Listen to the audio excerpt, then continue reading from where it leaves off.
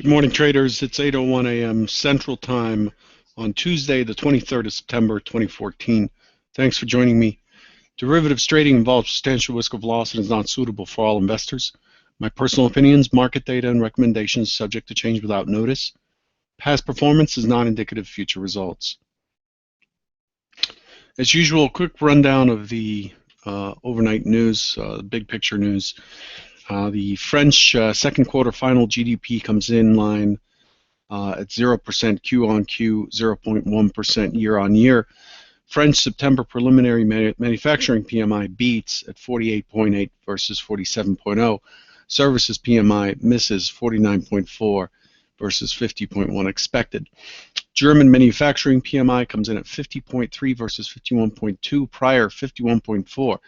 So there's a slowdown that's appearing there in the manufacturing sector in Germany. China's sources say Q3 growth expected below 7.5%. Government looking at a lower target. No plans to add major stimulus. China's September HSBC PMI manufacturing. This is a big one. Prelim has beat, coming in at 50.5 versus 50.0 expected. So we saw a little pop on that in the overnight. The Israeli army says it downed a Syrian fighter jet near its border over Israeli-controlled airspace. Brazil cut to 2014 GDP forecast 0.9 from 1.8. That's a big drop. They're cutting their GDP in half. It's going to get some attention. This is a big one here. The U.S. Treasury announced plans to limit U.S. companies' ability to carry out tax inversion deals. Tax inversions are a way for companies to move their legal entity overseas to avoid U.S. taxes. And with this announcement, some big deals that are on the way got hit. Shire, Smith & Nephew, and AstraZeneca got hit by 3 to 5% on that news. Ukrainian president says shelling in Donetsk region has dropped significantly. The Russians are ready to move their artillery to the edge of the neutral zone. U.S. and partners undertook first airstrikes against Islamic State in Syria yesterday. And then for those who trade the Euro stocks, DAX, some big news yesterday on Siemens downgraded by Barclays, BMW and VW get cut to neutral. UBS and someone else cut those two to neutral. Those are three major components of the DAX index. On looking ahead for today, ahead of us 15 minutes into the open at 8:45 Central, we have manufacturing PMI for September, month-on-month expected at 56.2 at 8:45. Manufacturing PMI prelim. This is an important one. It's a mover. Following that, we have Richmond Fed at 9 o'clock. That's 30 minutes after the open. The expectation is 7. Also at 9 o'clock, Philly Fed non-manufacturing survey. I have not seen this number before. And then from there, we have API U.S. crude oil inventories at 3:35 after the pit closes in the U.S. As far as speakers, not seeing very much on deck here. Well, we have Fed's Powell. Fed's Powell is speaking at 8:20. Fed's Bullard is currently speaking. Fed's Powell speaking at 8:20 Central, about 15 minutes. Fed's George is speaking at 8:30 in about 25 minutes. And then at 1 o'clock Central, Fed's Kosher Lakota holds a town hall forum in Michigan. Kosher Lakota is a voting dove. ECB's Costa is scheduled to talk at 1:15. Also, a soft dove speaks about the Portuguese economy at a conference. As far as auctions are concerned, at 10:30 we have a 4-week T-bill auction. And at noon Central, we have a 2-year note auction for $29 billion. So there's a fair amount on deck for today. And so there's an elevated headline risk there. Again, the market's driven by price and volume mainly, but the reason I cover the news is because it's important to keep track of the story of how things are changing. All the pieces are changing around the globe. This is why I cover the major European numbers and geopolitical news, because it does drive the market, and we want to be aware that there is something there to watch out for. Not that we can predict what'll happen and take positions accordingly, but it's important to know that these things are happening in case you're not keeping up with the news. I like to read through that stuff and be prepared for it if it does affect the trade. Let's look at the markets.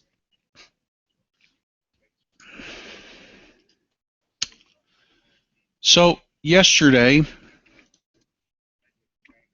let's take a picture look first. This is my composite chart. This is a day session only bar chart of daily bars. So this does not include the overnight highs and lows. So this might look different than yours. Of course, we're trading December. And what you see here is a gap that was put in on the 19th. We still have a gap zone below at 62.50 or so, down to about 60. We still have a gap zone. And what the market did is it pushed through, made the high of 2002, which was 2010 on the September contract, and it had a pretty decent pullback before rallying into the Fed announcement, and then the Scottish news came in on Friday, the 19th, and the market's been pulling back. So we made new highs the day of the Fed by just a bit.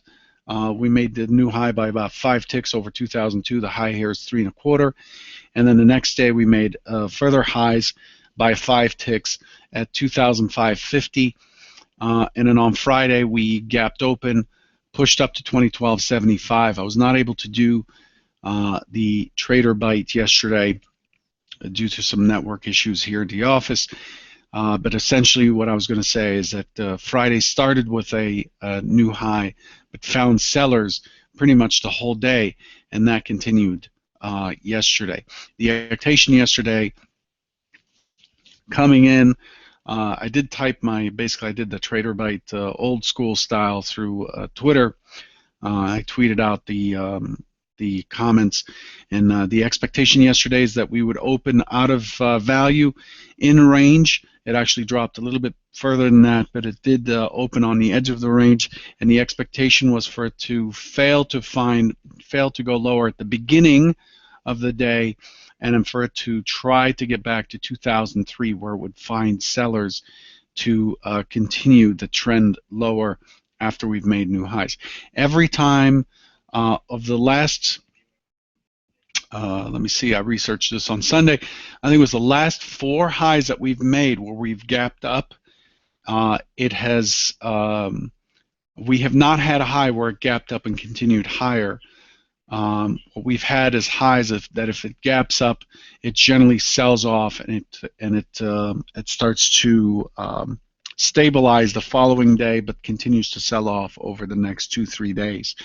And that's what I expected yesterday. I expected it to return back to 2003, poke the overnight high, close the naked point of control here at 2002.50, get to the naked close at 2003, and then sellers would step in and take it down to 1992.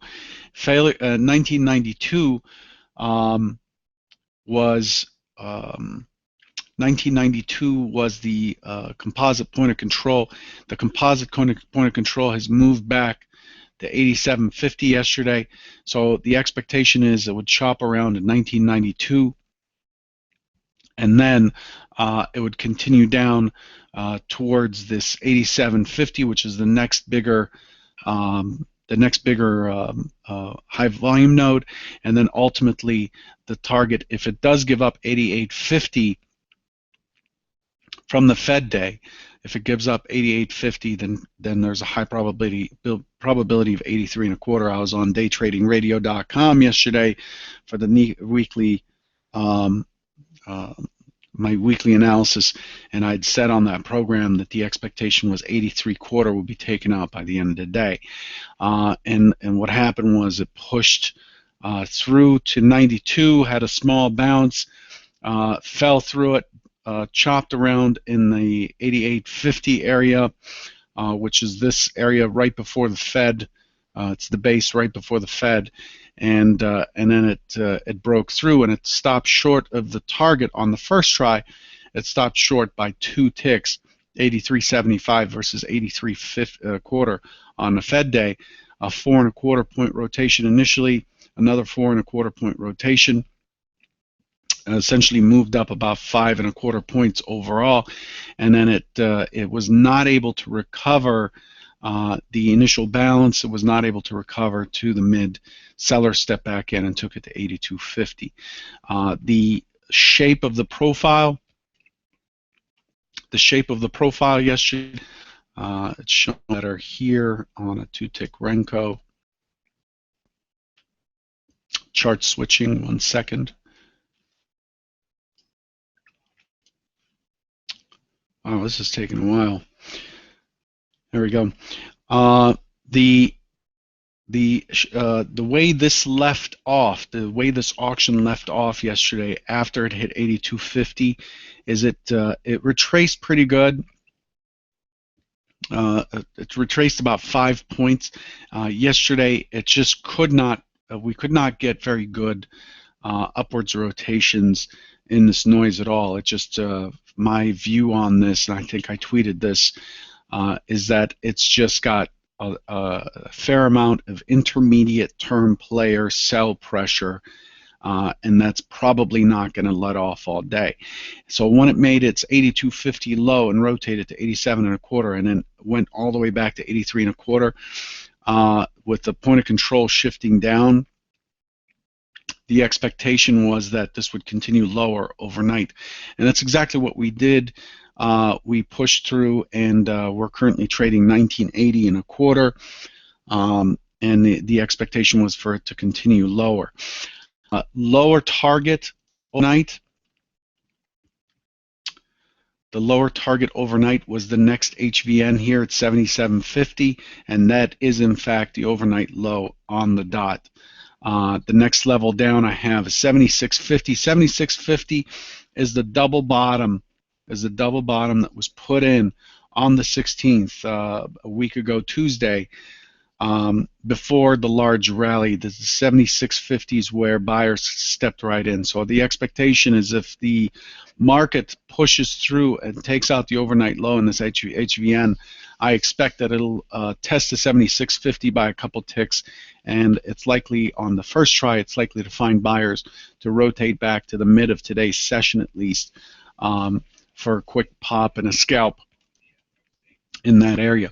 But overall, the way this is shaping up, it looks to me like the market has come a long way from the top.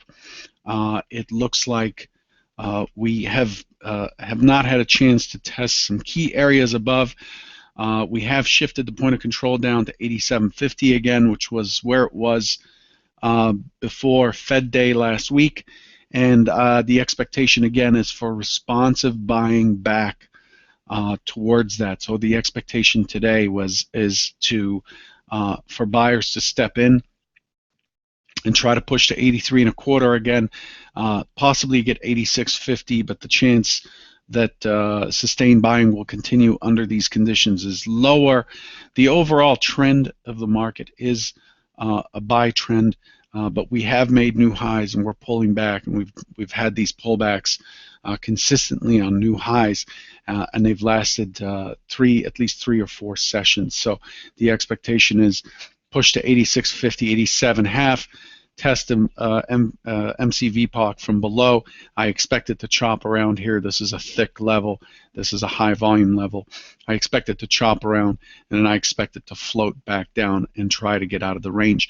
That's the primary expectation. Again, the normal course of the auction is to retest the areas that were prior considered prior value, and the area considered prior value is 86.50 with 87.50 to back it up. So I'm going to look to get short here against the 87.50 and the overnight high. I don't expect it to push hard through, but that's not a trade recommendation. I'm not saying get short and wait.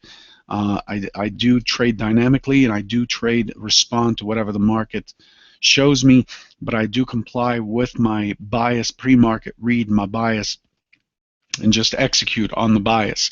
So the expectation here is if buyers do come in, that it'll get tangled up. It'll get tangled up in this 86.50, 87.50 area for a try, and then I expect it to roll over and start to move downwards. Based on yesterday's action, I believe the selling is likely to slow down. I believe that I don't believe that this will be a flood through kind of selling behavior. Again, it held the 77.50 overnight, which is this next HVN, and then below here we have this 71 area, 71.72 area. You can see here we had a decent base on the 15th, and this is where we found support on the 16th to start pushing up. So that would be the next area down, is this 72 area if it does fall through. I don't expect it. It'll be interesting, I can tell you this, and you may be new to this Trader Bite broadcast, and I'll say it again, it'll be interesting if it does rush through. If it does rush through, it'll show that buyers are clearly not seeing value up here, and sellers are seeing excess prices and are selling into it. So that is the better scenario for me personally as a day trader. The better scenario is for it to actually see some violent selling or some aggressive selling. It loosens things up, and it cleans up the trade a little bit, and cleans up the auction a little bit. I'd love to see that, but this is not how the market's been trading for the last several years. It's fairly controlled on the selling as well as the buying. So again, primary hypothesis, responsive buying back into yesterday's range to test 86.50, 87.50, and if it pushes through 87.50, I don't expect it to push very far. You're in trouble on a short above 91.92 in this scenario. 91.92 is your last support before it starts to take back the thin profile and start to climb into starts to climb up the MC. So that's the primary scenario, is responsive buying back to 86.50, 87.50, potential test of the overnight high, and then I expect it to chop and start to move lower and chop around out of range. I don't expect some hard selling. The second scenario is that it tries immediately to push up, is confronted with selling in the 83.25, 82.50 area, yesterday's low and the Fed day low, and then it starts to move lower into 77.50, in which case 76.50 is the first target, and then 72 is the secondary target, with the key target below being the gap at 62. At 62, we're about 18 points away. It's a little bit farther than we've been getting lately. If we look at the day ranges on selling, yesterday we had 1675, and the day before we had 1450. On the wider range days, we've had 16.25 and 12.25, and it's just not, we're not getting that big a range. This is the largest range day right here recently at 19.25. 19.25. That's in this balance zone. In the prior rally, the largest range day was about 24 points. So that's how things are shaping up. I hope that makes sense. Remember, I'm always coming in with several plans in play, and I wait for the market to tell me who is dominant, and then I trade on the side of whoever's dominant. I spend most of my time looking at, once the market's open, I spend most of my time looking at where I can get an effective trade on in the direction of my homework bias. So I'm not trying to form a bias while the market's open. The bias is formed early, and my job during market hours is to execute. Otherwise, I'm introducing way too much noise in my trading, and that's where you see things, where you see errors creep up. The error to close a trade that was perfectly planned, but to close it quickly for fear of being wrong, and missing a trade, and therefore chasing, missing a trade, and then trading against your trade idea because you missed it and moved too far. That sort of nonsense. I don't do any of that because I come in with multiple plans for the day, and I just wait for the day to tell me who is in control, and I start to move from that direction. I hope that helps you. I hope you find these Trader Bites useful, and just remember to always put your risk first, and let the market tell you where you're right or wrong. The idea here is to take a large number of trades, and for your edge to show up within those trades. Try to keep costs low, and most of your costs, by the way, is not in fees or commissions. The highest portion of your costs, in my opinion, is errors. Cut those errors, eliminate errors, and you'll find that the edge shows up much more easily. That's just my opinion. Take care.